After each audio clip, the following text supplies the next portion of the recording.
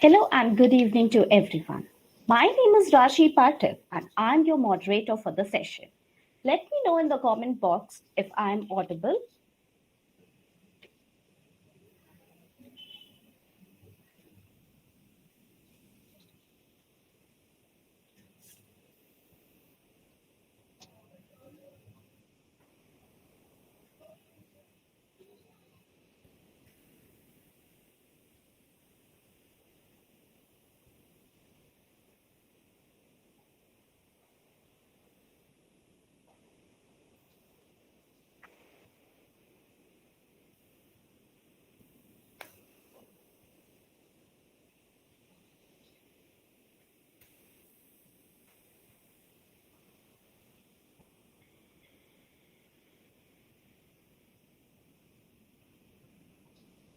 Okay, so let's begin.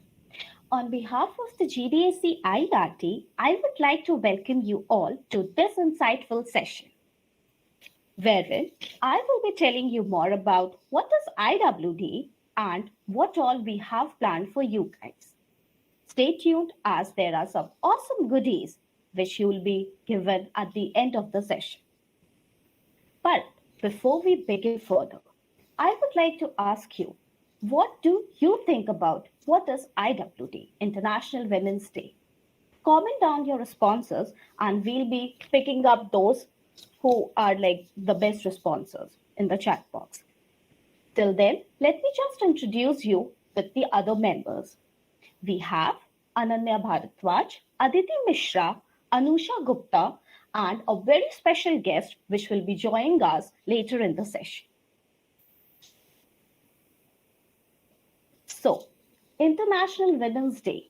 It is celebrated across all the countries on 8th March. It is a global day celebrating the social, economic, cultural, and political achievements of women. The day also marks a call of action for accelerating the gender parity. So, to celebrate this day, GDSC IERT has taken a great initiative in conducting and organizing this session. The session is divided into basically two parts. The first part consists of a People plus AI research workshop, and the second part consists of a Women in Tech session.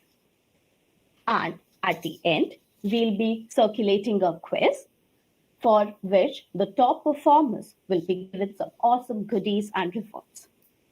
So, are you guys excited?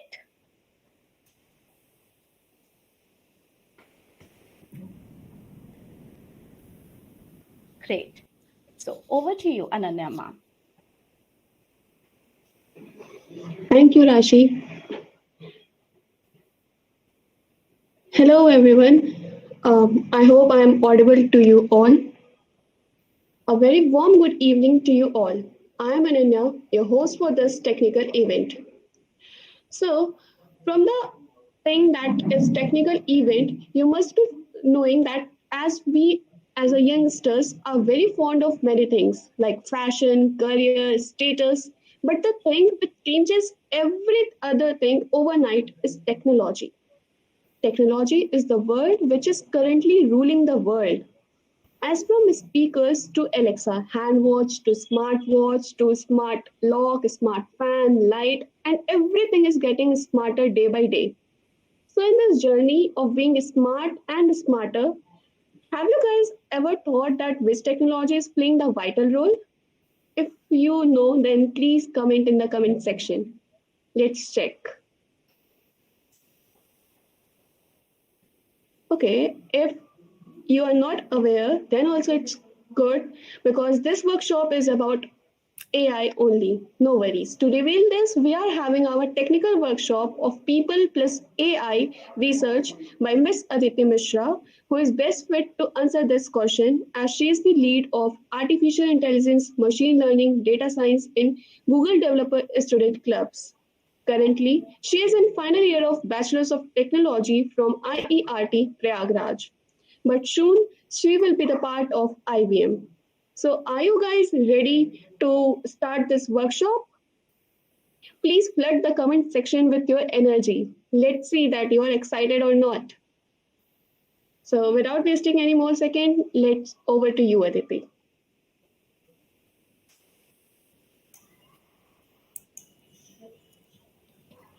Hello, am I audible?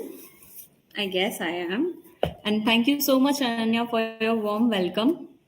Guys, I'm so excited for this event, for organizing such a nice technical event based on AI, which is one of my favorite topics and also one of the most coined emerging technologies throughout the world. I would like to start my whole session first with a video of a robot named Sophia. So, guys, please tell me how many of you know about the robot Sophia? Please let me know about it in the comment section. Anusha, please, can you Yes, yes, join the ma'am. slide for? All right. Hi, Sophia. Are you ever planning to get married or anything? If yes, what type of person are you looking for?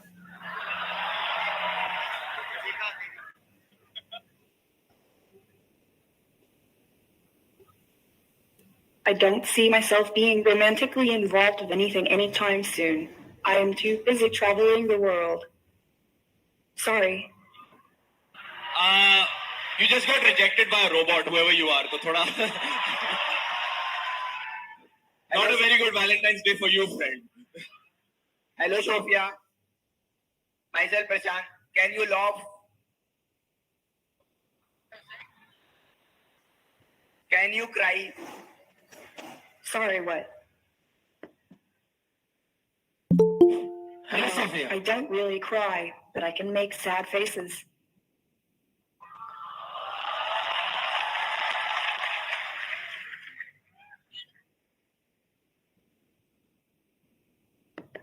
Hello, Sophia.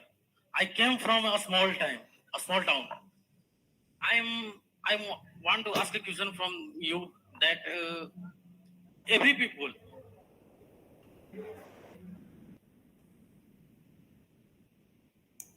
All right, guys. So I guess you enjoyed the video. So this was one of the event conducted in one of the most prestigious colleges of India, where a robot named Sophia came and she was introduced to the crowd there.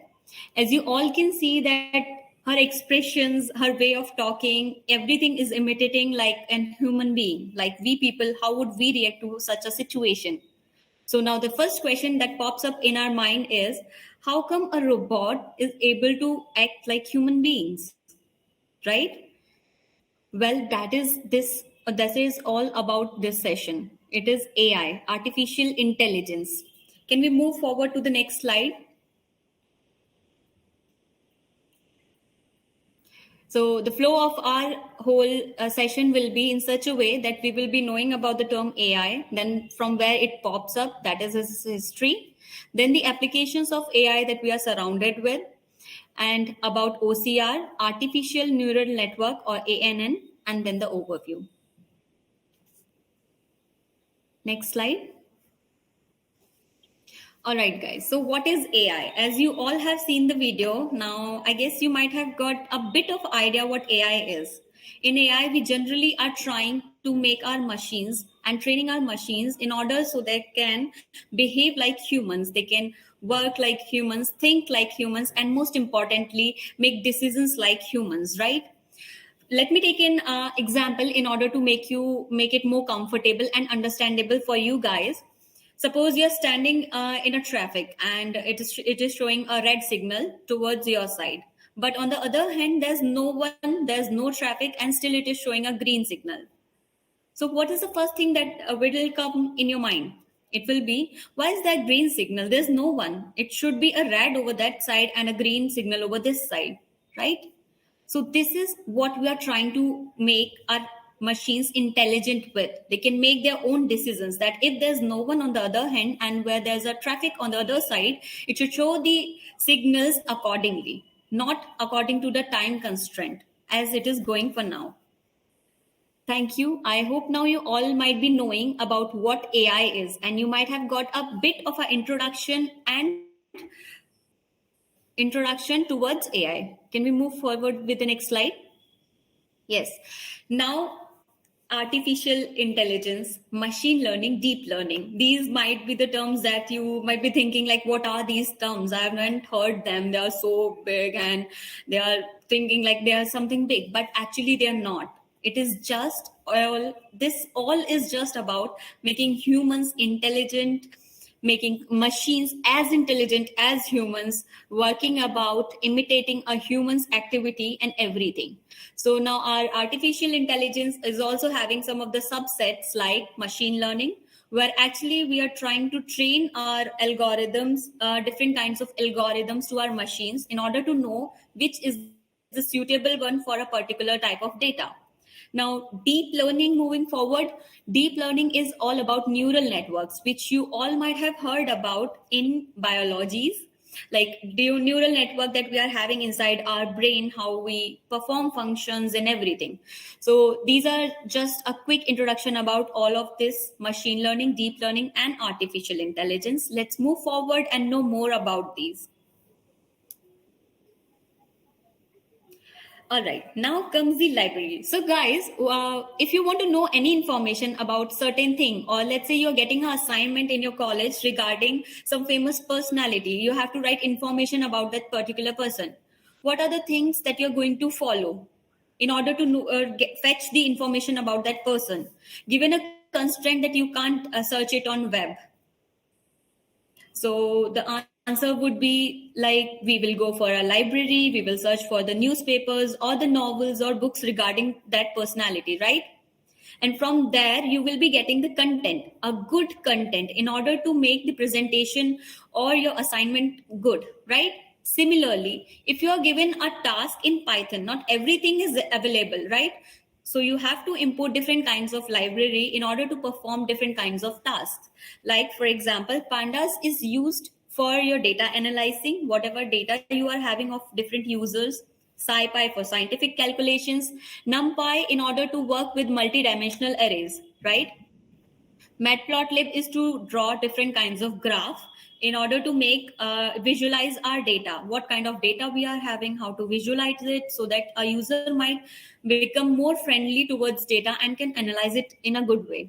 Keras gives an API to work with TensorFlow, and so on. So these libraries are basically our tools from where we fetch different kinds of things in order to perform algorithms, work functions, different tasks like cleansing of data, and so on, training, splitting, testing. These are the terms which might feel like bigger, but actually they are not. It is just a simple process, which we will know in further slides. Let me move forward to the next slide.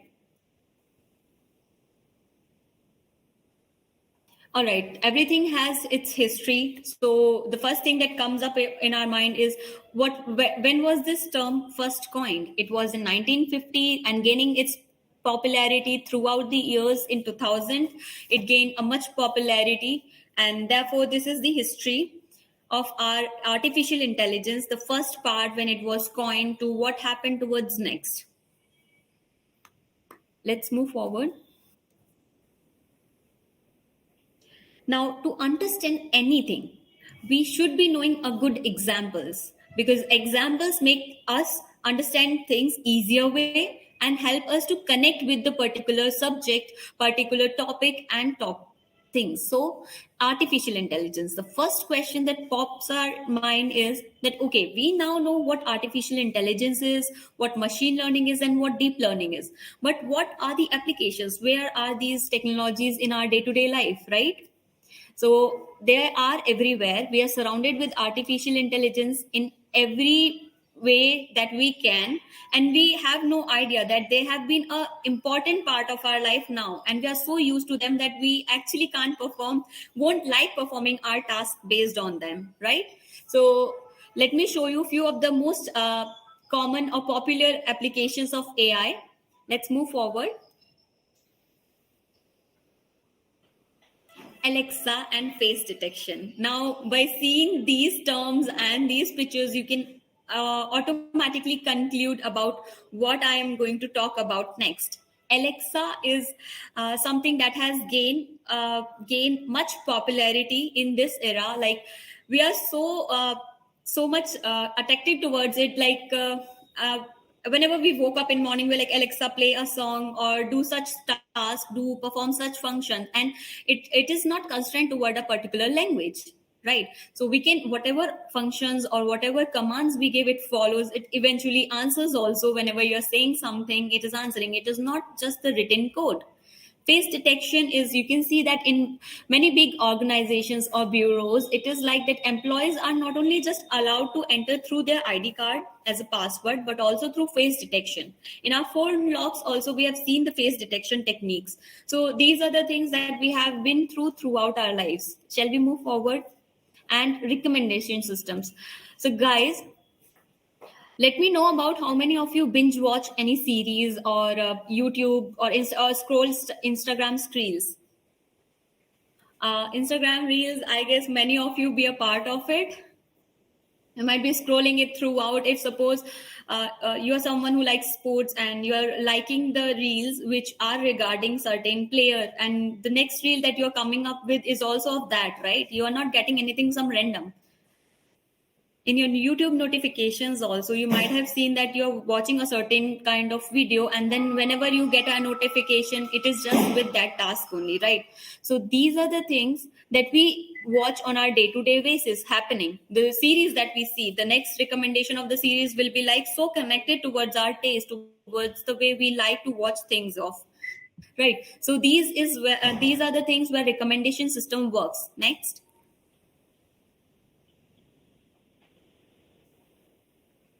Autonomous cars. We have heard the term about Tesla cars, and we are so fond of these things. Like, okay, it's a self-driven car. It works on its own. You don't even have to drive about all of these. So this is one of the most attractive applications and have gained a lot of popularities these days.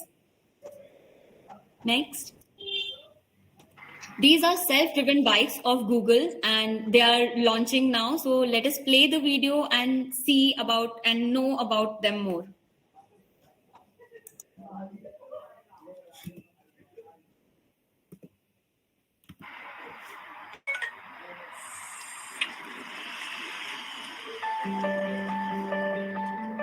The Dutch cycle more than any other nation in the world, almost 900 kilometers per person. But that also means we have 350,000 bike-related injuries. Now imagine that we would make biking safer, smarter, and easier by applying self-driving technology to biking. We taught our self-driving bike to figure out where it is, what's around it, what will happen next, and what it should do. We leaned on Google's expertise in self-driving cars, but we had to adapt the technology to work on a bike.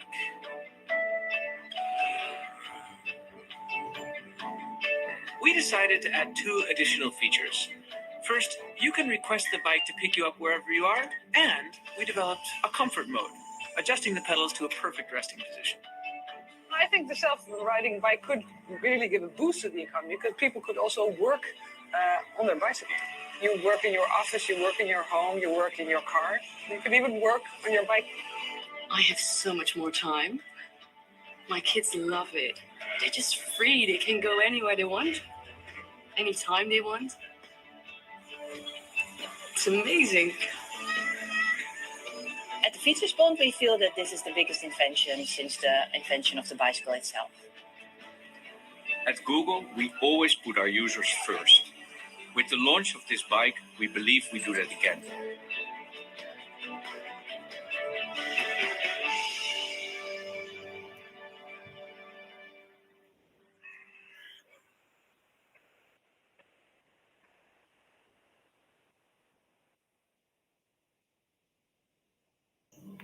All right, so you all might have seen the power of AI through this video and through the applications, that how powerful AI is, how good and convenient it is, how can it save time for us, how can it make things more advanced and easily available for us, right?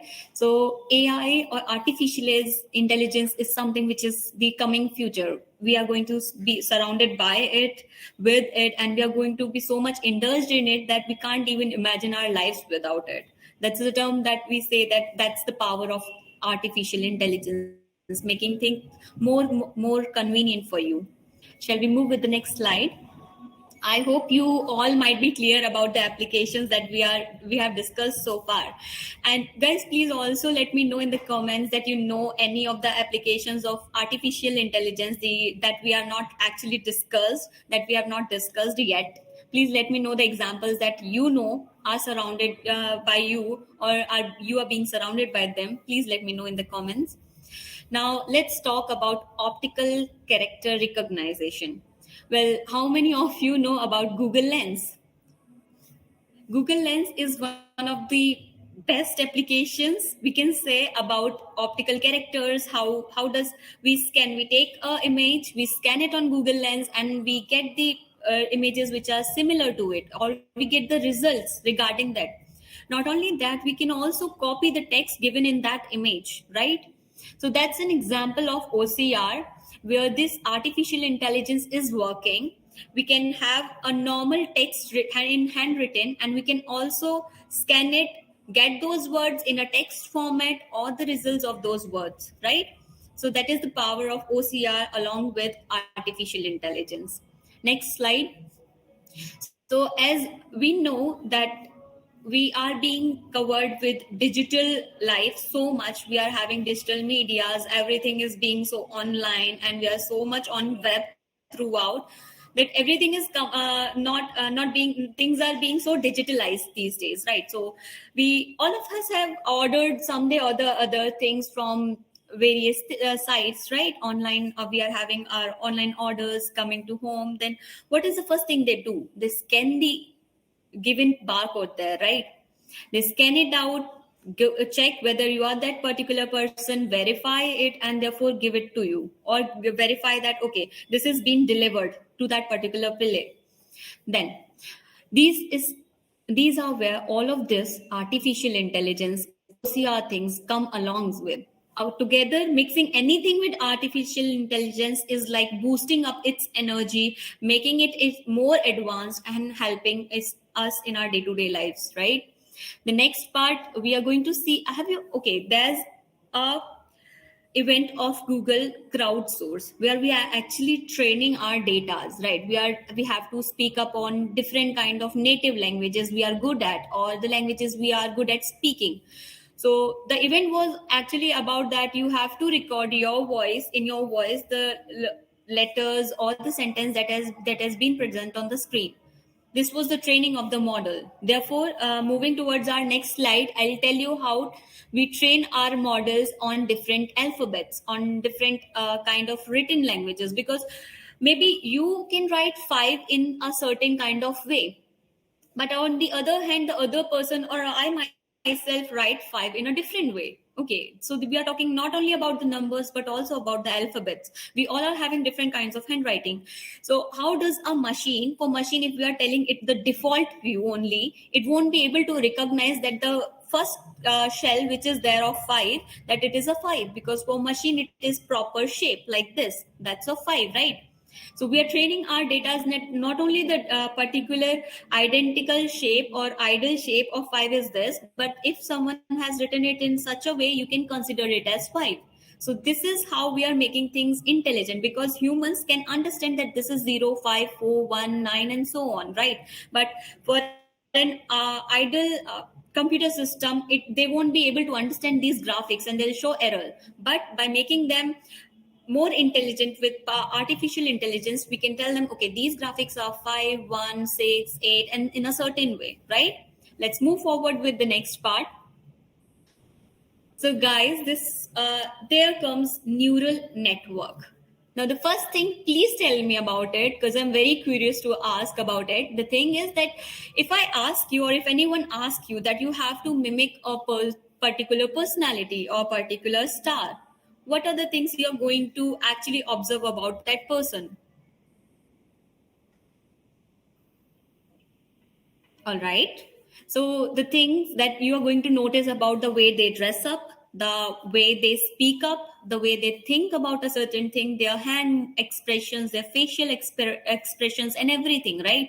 Whatever is possible in that particular part, in order to imitate them. So what is AI?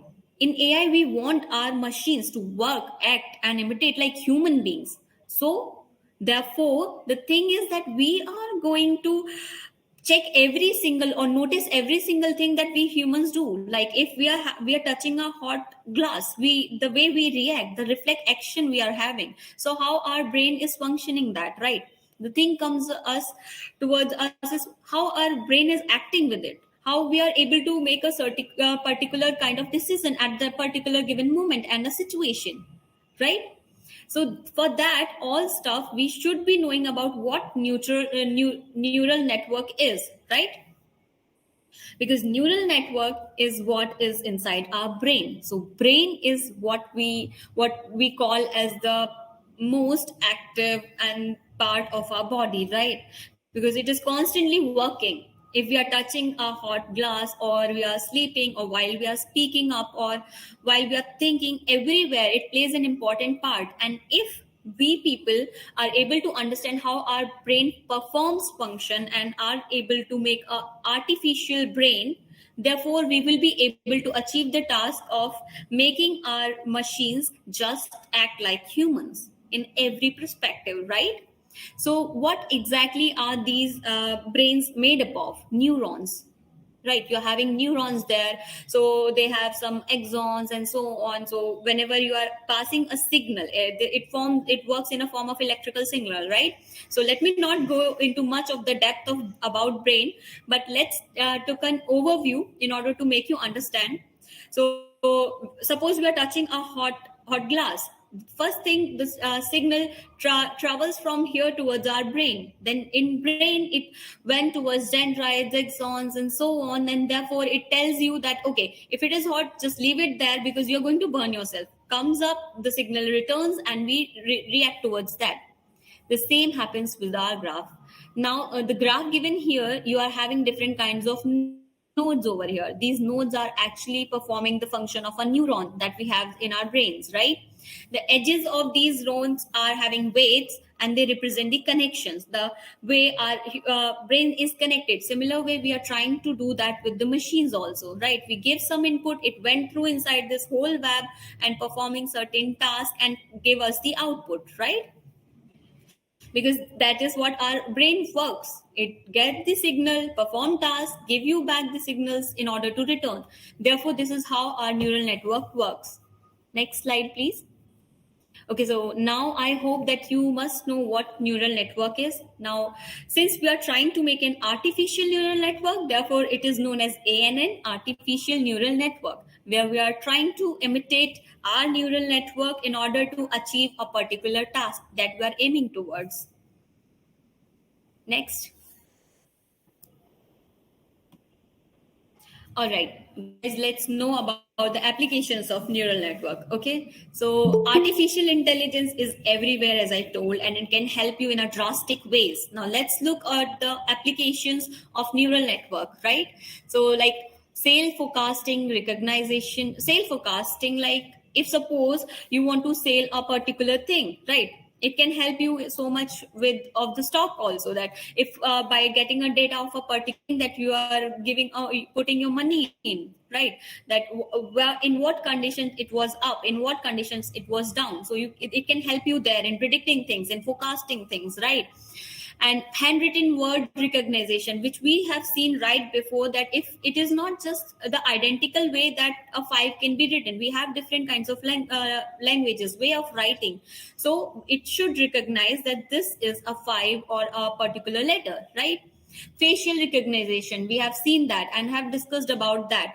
Now risk management is, suppose if I am planning of buying any house at a particular street, I should be knowing what if I want to predict the price of that house or predict the risk involved in it. If suppose the house is at mountains or the place where there's too much of earthquake, I should be knowing from the past data that it is not good for us, because the risk chances are too much. Therefore our system will automatically recommend that these are the chances of risk you are having, therefore this will happen, and these are the chances that it won't, right? So you can be very cautious while buying anything, or not just buying but also in your day-to-day lives, right? Targeting market, we talk about stock market, not just stock markets, but you have seen that in Flipkart there's a recommendation, not just Flipkart but in every of the shopping sites we can see these days that suppose if you have ordered, let's take an example, a white shirt, right? Automatically we are getting a recommendation of the most ordered pair of denims or jeans with it, right? That is because of the recommendation system. So we are actually targeting markets that, okay, that most of the people are buying black denim along with this shirt. You should be also recommended with this in order if you want to know. So it is affecting our markets. It is affecting our day-to-day lives as well, right? So I hope you're clear with all the applications of neural network. Let's move forward. So we know that still we have a lot of scope in things. We are achieving a lot, and there's a lot way to for us to achieve. And the most particular thing that comes up in our mind: are we going to take control? We are going to take control over machines or artificial intelligence, or one day they are going to control us. That is the most important thing that comes up with. Let's move with the next one. Guys, let me know if you have any queries regarding this. If you're having any questions popping up with or any of your ideas that you might be confused about, please let me know in the comment section. Okay, thank you, Aditi, for such a great event and enriching workshop. It was really very nice, and my awestruck moment personally was when you showed the Google cycle video. So thank you so much. Okay, Rashi, you can continue with the next session.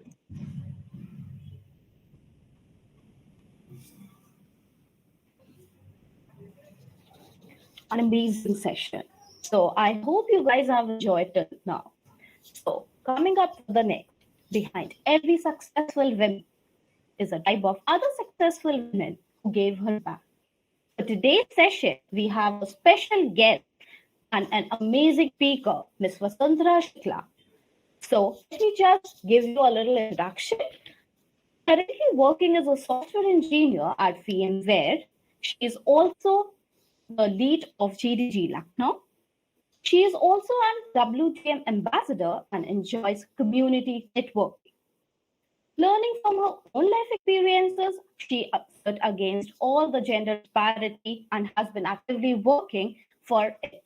Her inspiring doors have motivated many girls around her and has provided the right mentorship to the girls around her. From being an active member of the tech communities like Google Developer Student Club, Google Developer Group, Women TechMakers, she is proof that the skies is the limit. She is open to new skills and new technologies and believes in learning something new every day. Hello, ma'am. Thank you so much for joining us today. Thank you so much, Rashi. That was a really wonderful introduction. I think you really covered everything, and it was like actually, I did not expect such a huge introduction about me. I am just a recent graduate who hasn't done anything as of that you actually covered and presented before the audience. But thank you again to you and the whole team of IERT for inviting me for this session, and I'm really glad to be sharing some insights with everyone. And I encourage the audience to just post in whatever questions they might have regarding anything that comes to their mind. I'll try answering each of them. If not, I'll definitely reach out to me on LinkedIn. I'll get back to you with the answers if I don't have any answers right now. So yeah, I'll try to help each and every one of you in the best possible way. Thanks again. Thank you so much. Thank you so much, ma'am. Ma'am, first of all, we would love to know about you a little more and your journey till date.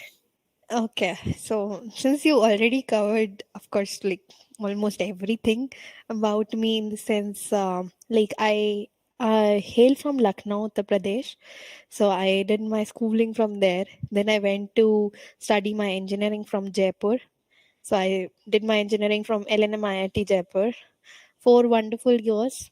2.5 years from Jaipur, 1.5 years online due to COVID scenario. And then I also share this news with our audience that recently, like in another month, I'll be getting my degree as well. So yeah, my convocation is happening I'm also excited about it. That is taking place. I did my internships like since first year itself. I was into like actually putting my hands into every kind of stuff. So I did my internships in different fields that included tech, of course, that included content writing, that included marketing as well. So my domains were versatile, and I thought like, what am I doing in the summers? So it's like I needed to utilize all the time I had. So yeah, I picked up internships since the first year itself, did some and really learned many things. And then came like the placement time. So at that time, I like was sitting for placements, and I also had this in mind that should I go for higher studies or should I opt for a job? And then there was a dilemma going on at that time. But then I decided to take up the opportunity that came my way. I got selected in a couple of companies, chose to go with VMware, did my internship there last year, January I joined VMware as an intern, did my internship for 6 months, got converted into full time, and yeah, it's been now 8 months since I have been working with VMware, and I am really glad I took this decision as of like the dilemma I was facing. So because it's a very nice company to work for, and especially the product that I'm working for, I have a lot to learn as of now, and I have learned a lot as well. So yeah, pretty much my whole journey in brief, and of course those side ventures that you talk about, GDG organizer, GDSC, WTM, that that is there. Of course, like with work, you need to keep yourself engaged in other things as well, and that is how I like pass my time. I don't want to get bored, so I am a part of these initiatives, and also because I like helping people and yes, I just feel that in whatever way I can give what I have learned is the best way to contribute to the society. That's great. Like, it's awesome that you've been a part of so many communities throughout your like college journey. Thank you.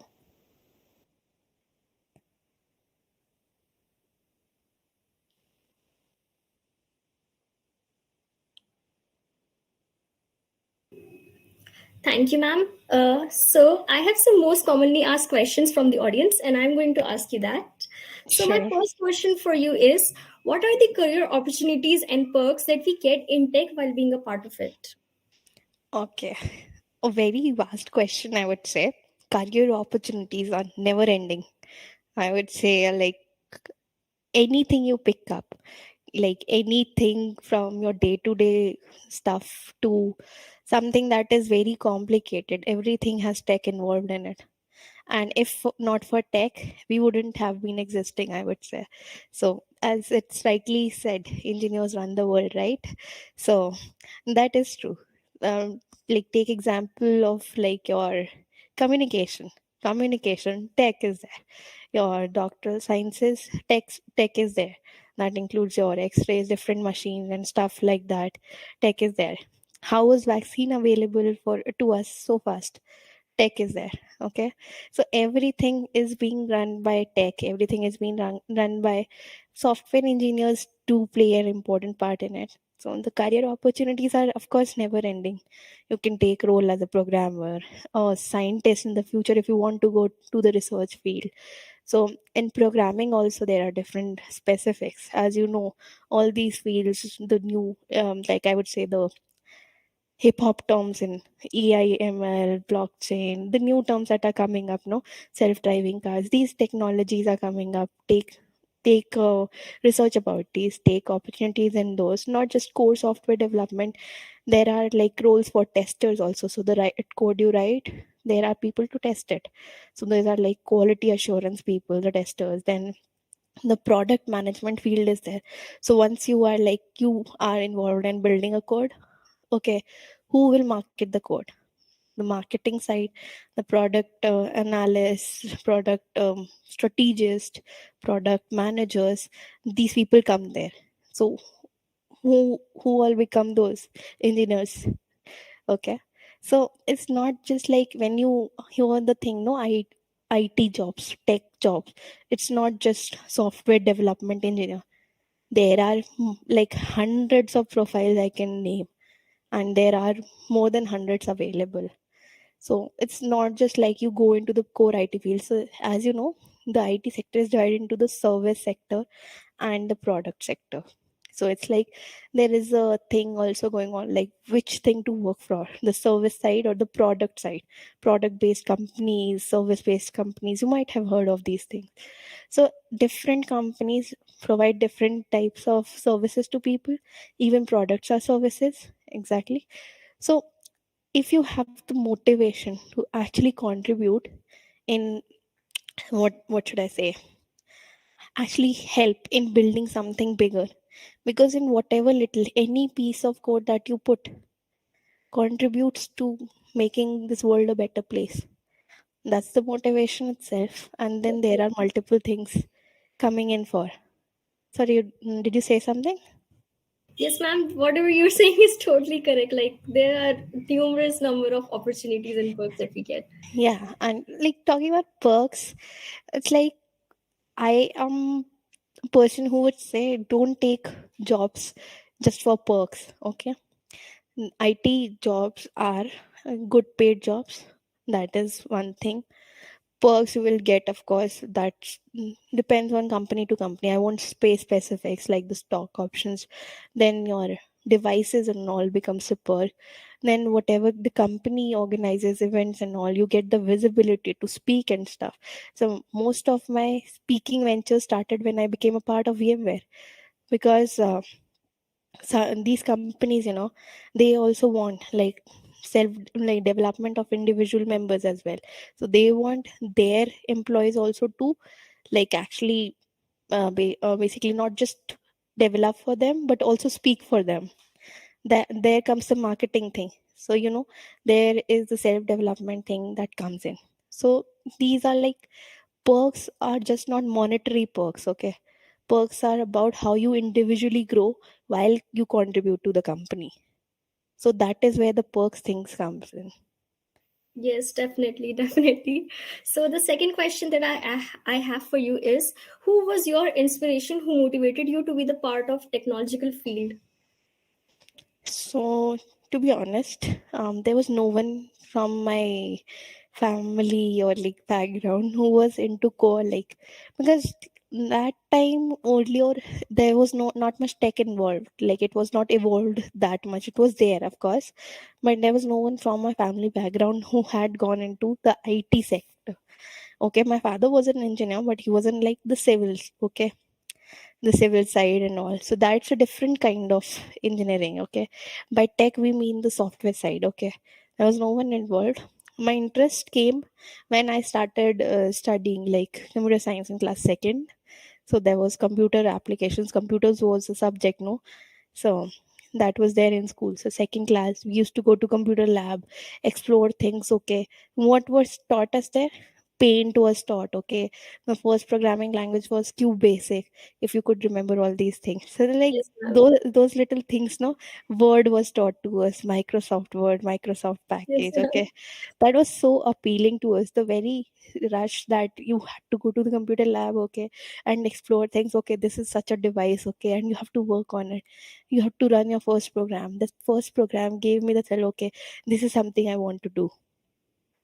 That is how the motivation came in. Okay, Yes. and then my father also saw that I'm interested in it, bought me a desktop. I started doing things on my own, like not like programming since the very childhood, but then I started gaming and all at a young age. So that Yes. gaming helped me. I was like, I want to make something like this someday. Yes.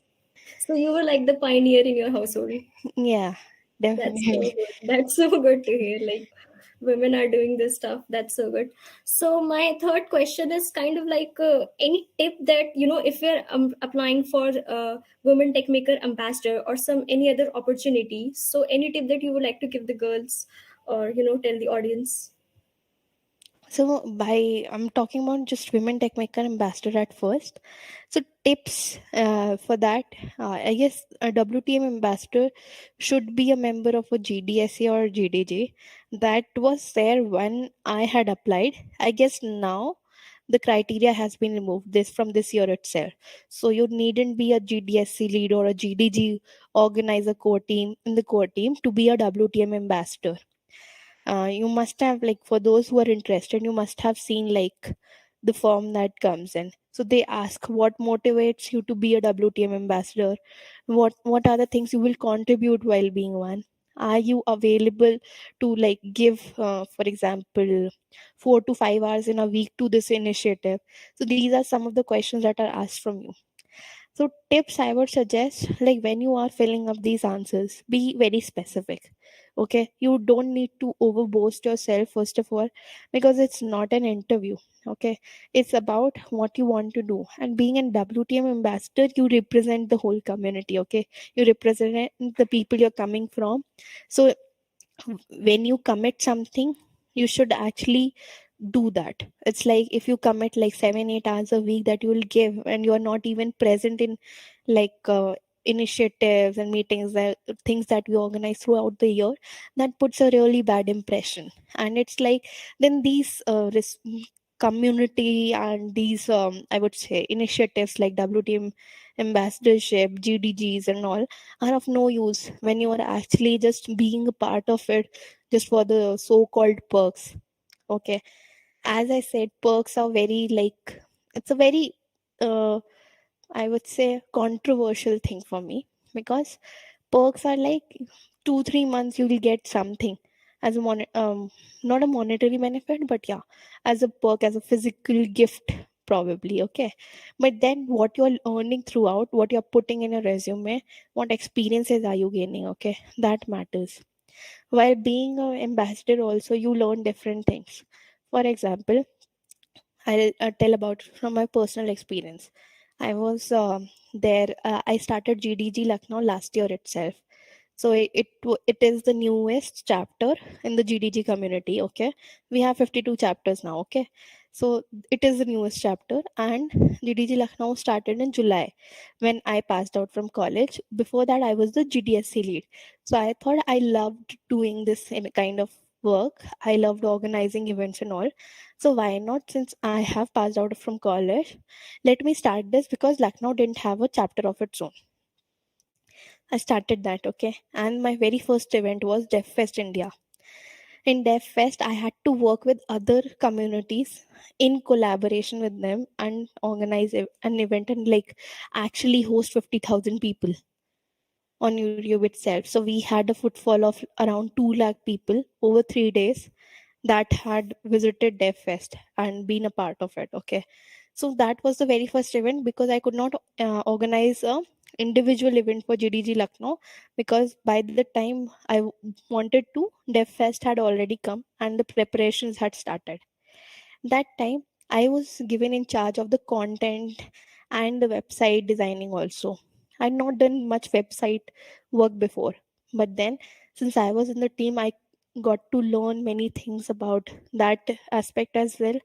Website and website tech, how do you design, what things do you use, what languages, what all comes, what frameworks do you use. Okay, and the DevFest website that came up, I was also there in the team looking at it, helping them, learning from them. So that was also an experience. Okay, so this becomes the perk of it, that I also learned something new which was not taught in my college, which something I did not go for a Coursera course or your Udemy thing to specifically learn.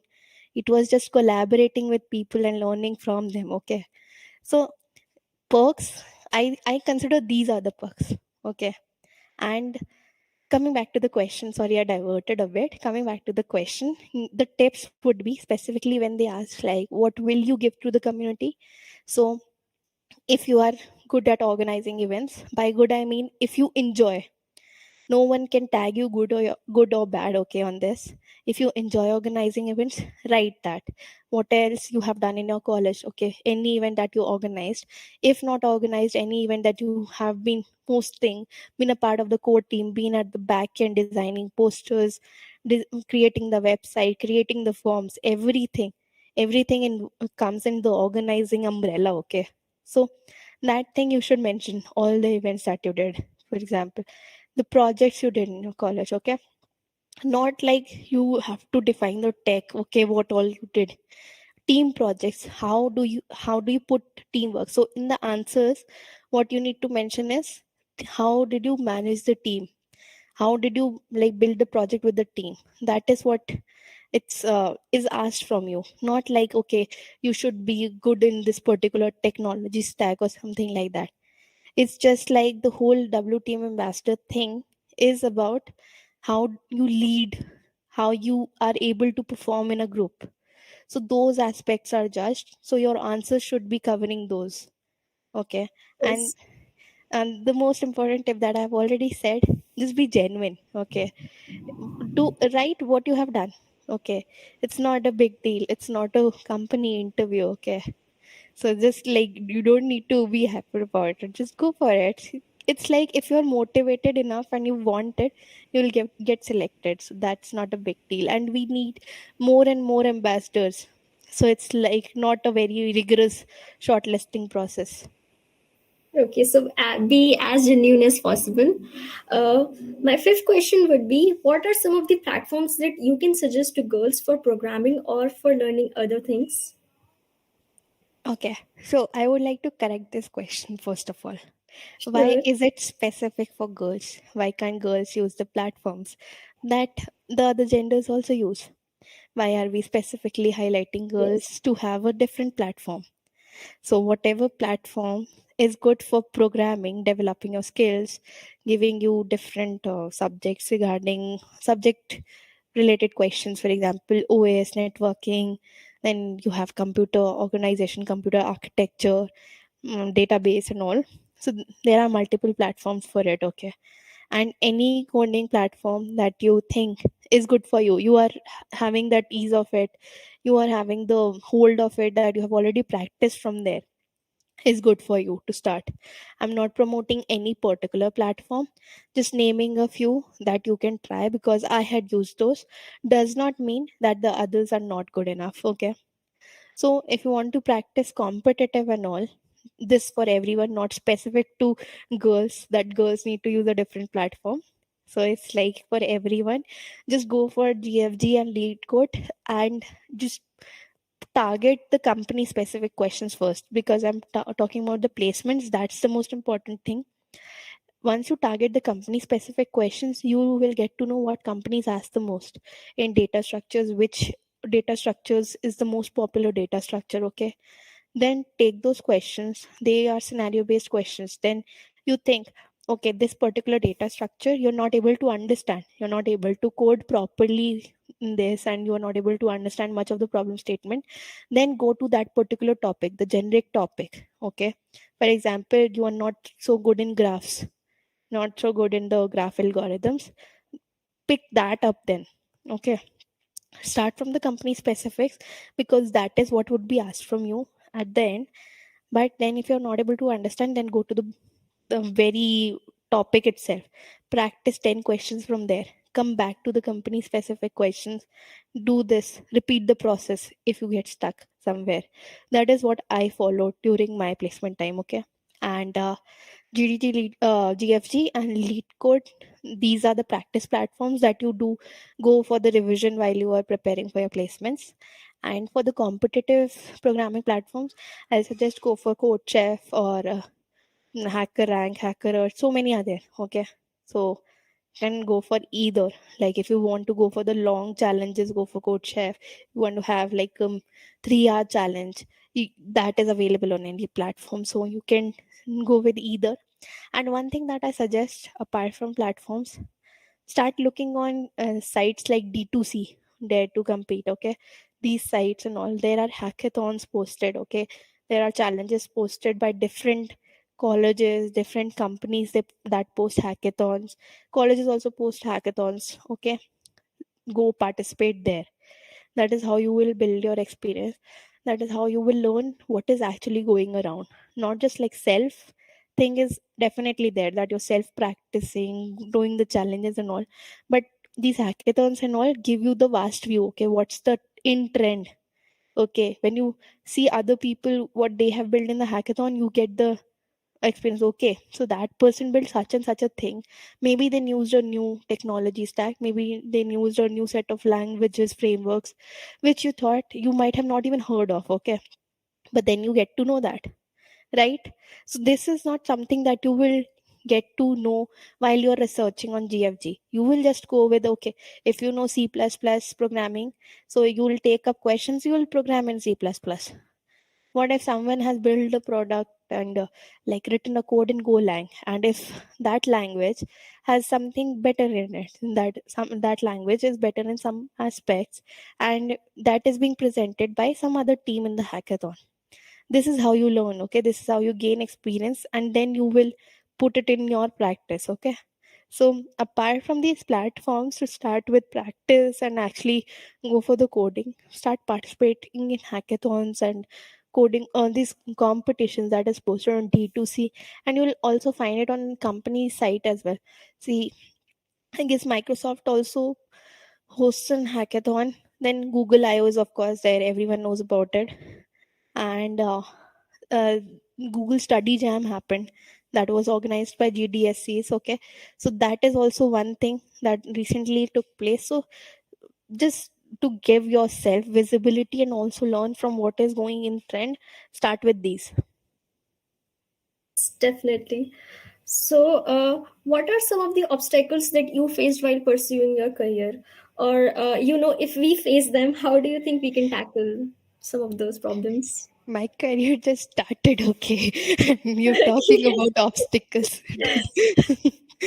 I So mean, as a student, while you were studying, some of the things that you probably faced that you can tell us.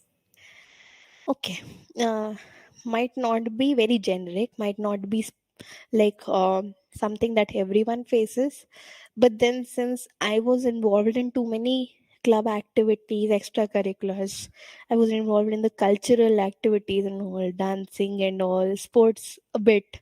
Okay, technical clubs were a different thing. Of course, I liked speaking, literature, stuff like that. So managing those clubs, my extra activities along with my academics, plus on top of that the placement preparations, because this coding and all competitive programming is not taught in your colleges. Okay, you have to do it on your own. So their curriculum is going where you're doing M1, M2, M3, and you have to like put in DSA into practice, and the third thing, you are involved into clubs. So managing that was a task for me. Okay, not an obstacle, I would say. It was a task. It was fun as well because it gave me that thrill. Of course, to be honest, like how would I do it? But then I had to do it. There was no other option. Okay, because I chose to do it.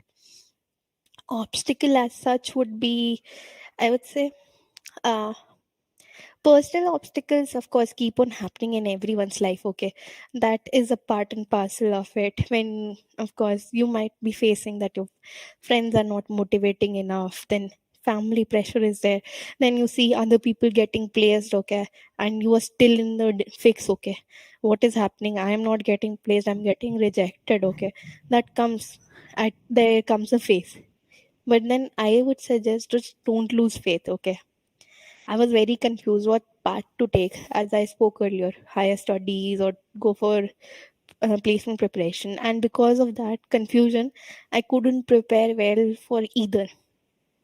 Thankfully, things turned out. I gained my composure. I started practicing again. I gave interviews. It happened. Okay. But it's like, just like the tip that you're asking me is like not to lose it. Okay, there would be a phase, not would I won't say a day or two, there would be a phase that would come when you're feeling low and you're feeling like, okay, I'm not able to do it now, I'm leaving it. The Yes, time when you feel like you're leaving it, don't leave it then. That's don't the give up. worst. That's the worst. When the very time you think, okay, I'm done, that's the time you should do the opposite. Okay, that's the time you should start. Okay, you, if you feel that thing you're leaving and you leave it, then there is not there's nothing coming back. Okay, from that phase you should actually do go in the opposite direction, and that really helps. Okay, the motivation you get after it, just solve one coding problem, for an instance, or do something that you can count as your achievement, okay?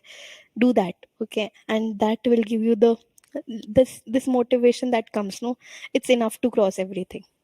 That is one thing. And many girls, like I'm talking about generally, females think, okay, I won't say it was difficult for me to get placed, okay? There is a very, I would say, a controversial topic that female centric companies come, okay, and they hire like female engineers, and like then the competition reduces and stuff like that, okay? I'm not in support of this, I'm not in against, okay? And just this is a very controversial topic, okay? But what I faced was not, I personally, because I did not go through a female oriented challenge and got placed into a company, but few of my friends, okay, they got placed in some company and they had to hear, okay, yours was a female centric thing, you got placed, we are not placed. Other people said, we are not placed because yours was easier, you got less competition, you might get to hear such things in the future. Don't mind those, okay? The level is the same, it's just that companies are also doing this to like maintain their ratio, their gender ratio, but the level of problems hasn't reduced, okay? You are also getting higher, the ratio reduces. For example, in a generic company, 1,000 people sit, okay, and there are like, I would say, 800 males, 200 females, and whatever, for example, 5 people are hired, I would say in the similar ratio, okay? 1 female, 4 males, in similar ratio from how many people had actually applied for it. And when you go for a female centric company, there are 200 females sitting, okay? There they hire probably like 2 girls from it, if you see the ratio, because these female centric challenges are all India, okay? It's not just related to one college, okay? The all India challenges are all in a company. So how many, like I would say, thousands of girls sit for it, okay? And then how many are hired? 10, 20? The ratio remains the same, dude. The competition level hasn't reduced. So when people say to you, no, you are hired because of this, just tell them that the difficulty level is the same. Just, it's not because you have been given an easier set of questions, or your, like, the question set has been easier and it was very easy for you to get into a company and get placed. That's not the case. Definitely. I mean, that's really a big topic. So, one last question that the audience has is what we can do as an individual to, encourage the people around us to be a part of this tech field, or, to be a little more career oriented. Okay. It overlaps with the first question. So, the very thing that tech is building everything, tech is running the world. You show them, okay, how magical is tech, okay? Your vaccine, how we are interacting right now, it's tech.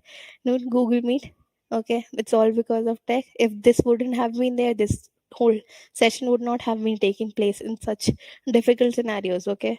So whatever you see around, if it has tech involved, why not come to tech? What's wrong in it? Okay, that's the very thing. It's pretty simple to actually motivate people to come to tech, and also it's interesting. You being an engineer, everyone on this call, I suppose, is an engineer, and they have been through it. They have built something.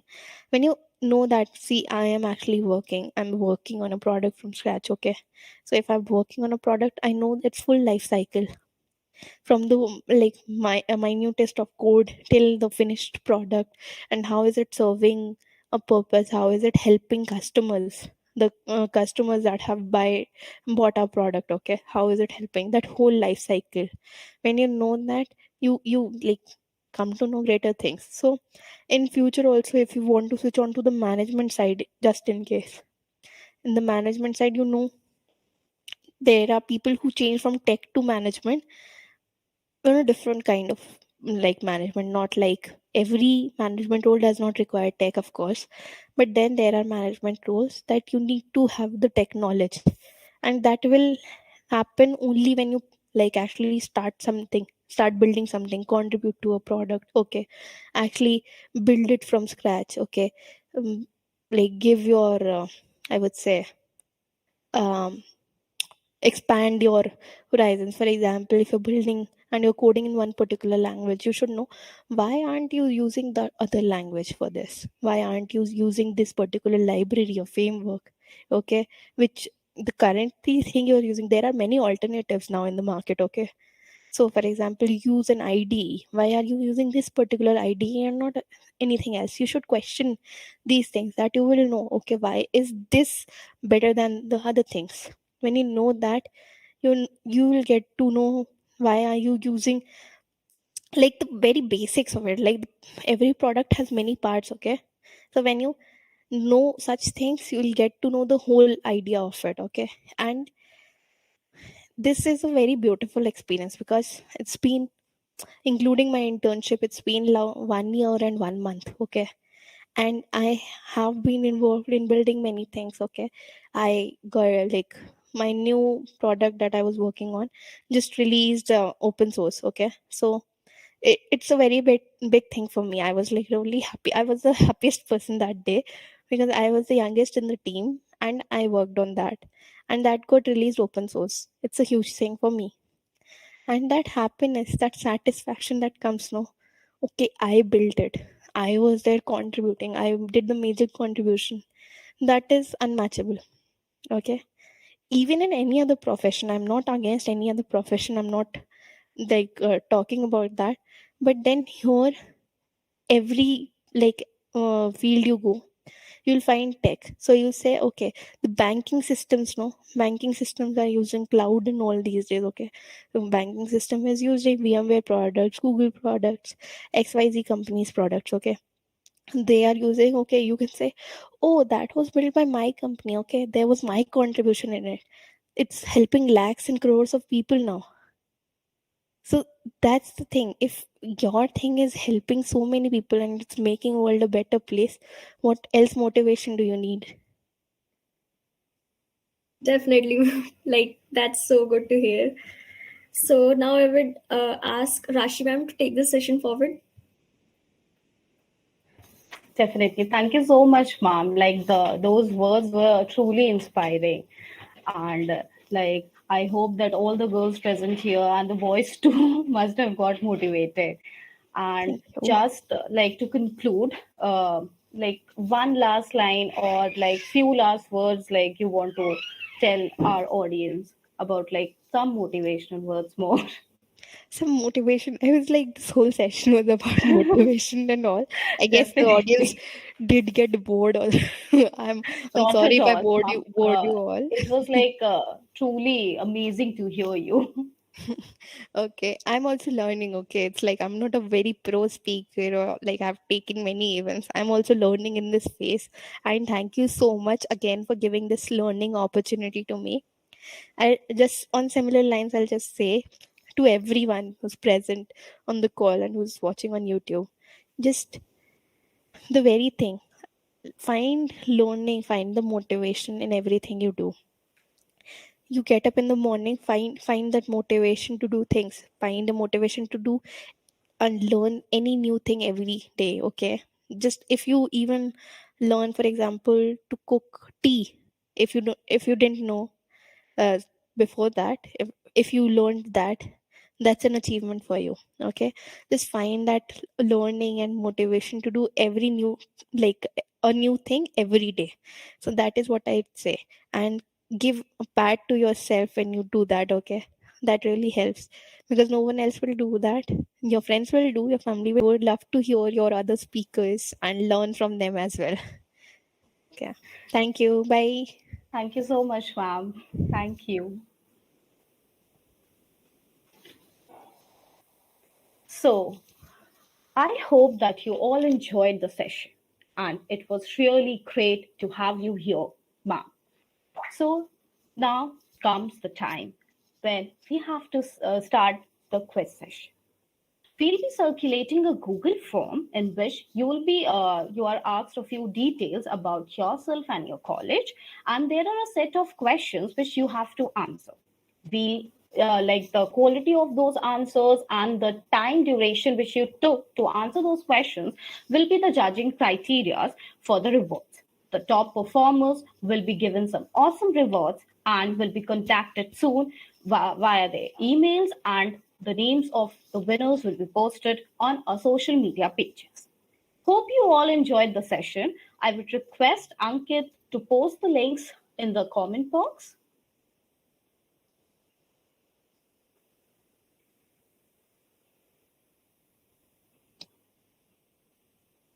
So to wrap up the session, this was all about the session, and we hope that we'll be organizing many more events and many more sessions for you all. Thank you so much for being so interactive and an amazing audience. Thank you.